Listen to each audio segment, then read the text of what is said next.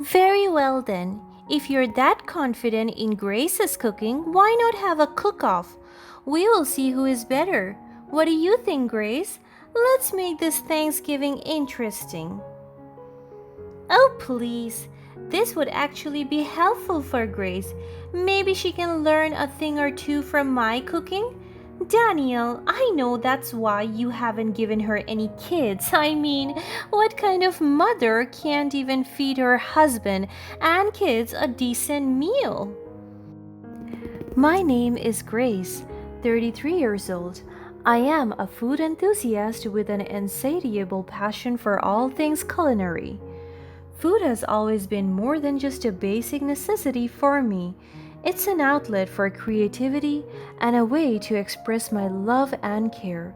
From experimenting with flavors to perfecting new recipes, I find joy in the art of cooking.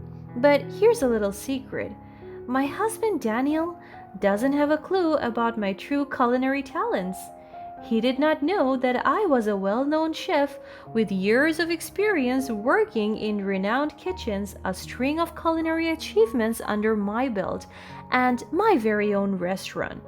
Don't get me wrong, he's no stranger to my delicious home cooked meals. In fact, he often raves about the dishes, thinking they're just a result of my amateur cooking adventures. You see, Daniel has always been a foodie himself, and that's one of the things that brought us together. We would spend hours exploring new restaurants, savoring unique flavors, and sharing our love for all things delicious. It was during those culinary adventures that I fell head over heels for him. So you may wonder, why keep your culinary skills under wraps? Well, call it a mix of modesty and wanting to maintain a sense of simplicity in our relationship. I want us to enjoy meals together without any pressure or expectations. Plus, I don't want to become a subject of comparison with his mother. I have seen how mothers can be overly proud and protective of their skills when it comes to cooking. I didn't want to disrupt the delicate balance that exists between my mother in law and me. I wanted to avoid any unnecessary tension or the constant comparison of our cooking abilities. That's why I made Daniel believe that my cooking was simply a labor of love rather than the result of years of professional training. Deep down, I dreamed of the day when I could surprise him with a truly remarkable dish and say, "Guess who cooked that?" Little did I know that fate had a funny way of bringing that moment closer than I expected. It was a Thanksgiving Day, a time when families gather to celebrate and indulge in a bountiful feast. The kitchen buzzed with simmering pots and mouth-watering aromas emitting in the air. As I bring inside the ingredients for a flavorful dish I plan to cook, my mother-in-law Evelyn appeared with her presence, commanding attention. "Grace, dear, what's all this? I think it's better to bring this back inside the car and cook it for yourself at another time." Evelyn, I appreciate your concern, but what I am about to cook is a dish close to my heart, and I wanted to share it with everyone on this special day. I believe I can make it really flavorful and satisfying for everyone's taste buds. Thanks for trying, dear, but on Thanksgiving, the stakes are higher.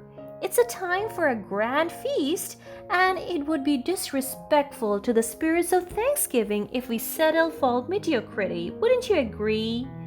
And besides, let's be honest, cooking has never been your forte.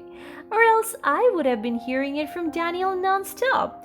He is such a foodie, it's a miracle he survives with your culinary skills. Daniel suddenly came to the kitchen, interrupting his mother's nonstop attacks on me. Mom, come on now. I can assure you that Grace is an amazing cook. She's been preparing delicious meals for me all the time, and I've loved every bite. Why not give her a chance to shine this Thanksgiving?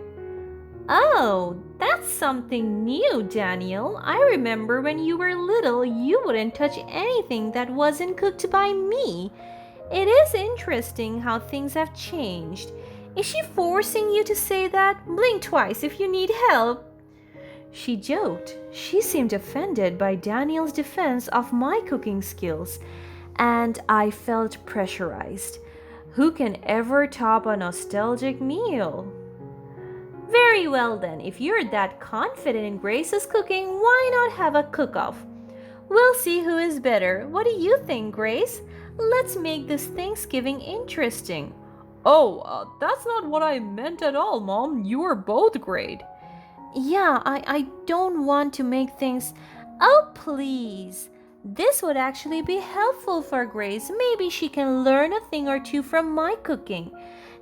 Daniel, I know that's why you haven't given her any kids. I mean, what kind of mother can't even feed her husband and kids a decent meal?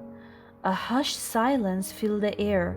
I hesitated at first, but I knew that accepting the challenge was a necessary step for my own growth and to put an end to Evelyn's constant scrutiny, so I accepted it.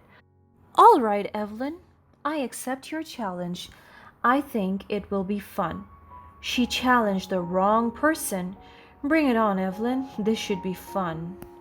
So the ingredients are laid out and the culinary showdown began. Evelyn and I stood at opposite ends of the counter.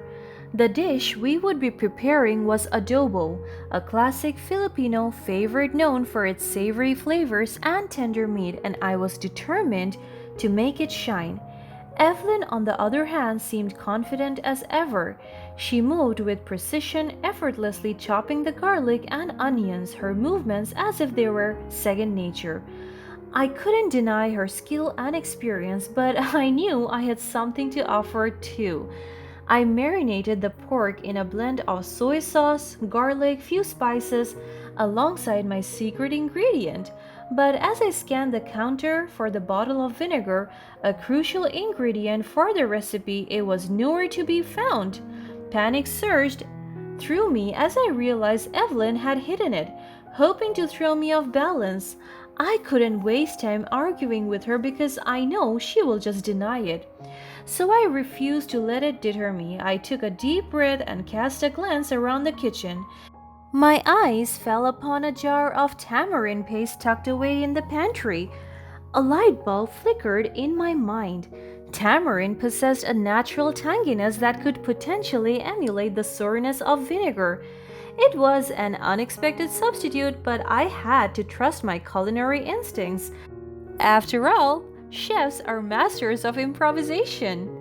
I grabbed the jar and measured out a precise amount of the paste. Carefully, I added it to the simmering adobo, stirring it into the rich sauce. Would my improvisation yield a successful result, or would it be a disastrous deviation from tradition? The time had come for Daniel, the ultimate judge, to make his decision. Evelyn and I stood side by side, our dishes lined up before us, each bearing the distinct aroma of the dish. To add an element of surprise, we decided to blindfold Daniel. It was an opportunity for him to judge solely based on taste, without any bias. He ate mine first. I watched anxiously as he took to his first bite, savoring the flavors and contemplating his opinion. This is fantastic. Is that tamarind I taste? It is a refreshing twist that is bold and innovative. That approach truly set this dish apart. His words filled me with pride, knowing my creative improvisation had resonated with him. I am grateful for his recognition and the validation it brought to my culinary skills. Evelyn couldn't resist but take a small taste from my plate. Her pride refused her to allow any verbal affirmation, but there was a subtle nod of approval. Next up was Evelyn's dish. While Daniel was taking a bite, Evelyn whispered to me, "You're not the only one with a secret ingredient up their sleeve." This is also good. The flavor is decent. Evelyn smirked, thinking Daniel's comment on her dish was better. What could she have added? She probably saw me improvising during the cook-off and felt pressure to add a twist to her dish. She whispered something to me again. Now, here's a tip for your meals, dear. Peanut butter. My heart skipped a beat as Evelyn's words reached my ears. As I turned to look at Evelyn, her eyes widened in curiosity. Daniel, stop eating now. Oh, that's such a sore loser of you, dear. Let him eat. It's peanut butter. Daniel's face already changed and he tried spitting what was left in his mouth. Discomfort clouded him as he coughed uncontrollably, with his allergic reaction becoming apparent. Rushing to Daniel's side and taking his blindfold off, I quickly retrieved an EpiPen from my purse, having had prior knowledge of Daniel's allergy. The allergy must have developed later on in Daniel's life that Evelyn wasn't aware of it. It's also unfortunate that we cooked in Evelyn's house where there were ingredients lying around that Daniel's allergic to. Finally, Daniel's breathing began to ease and color returned to his face. A collective sigh of relief echoed throughout the kitchen as we averted a potentially dangerous situation. All right, Daniel, you can tell us now who won before you forget. I was taken aback by Evelyn's insistence. Considering the circumstances, I felt inappropriate to continue the cook-off while Daniel was recovering. With genuine concern, I interjected. Evelyn, let's not rush things. We can postpone or even cancel the judging if Daniel isn't feeling well. The cook-off is not that serious. Daniel's health is our priority. Daniel, still recovering from the scare, managed to give a reassuring smile. No, I'm alright now. Let's continue. I like this dish better because it was the tamarind edition, was a stroke of genius. It's only fair to acknowledge its creativity and skill. Who cooked this? Daniel pointed at my dish, and that made me so happy. As Daniel declared me the winner of the cook-off, I saw how Evelyn's face fell, with hurt evident in her eyes. Thank you for the friendly competition, Evelyn. I believe everyone enjoyed the food. Enjoyed your food? Please, Daniel was just being polite. He will come running back to me once he misses a real meal.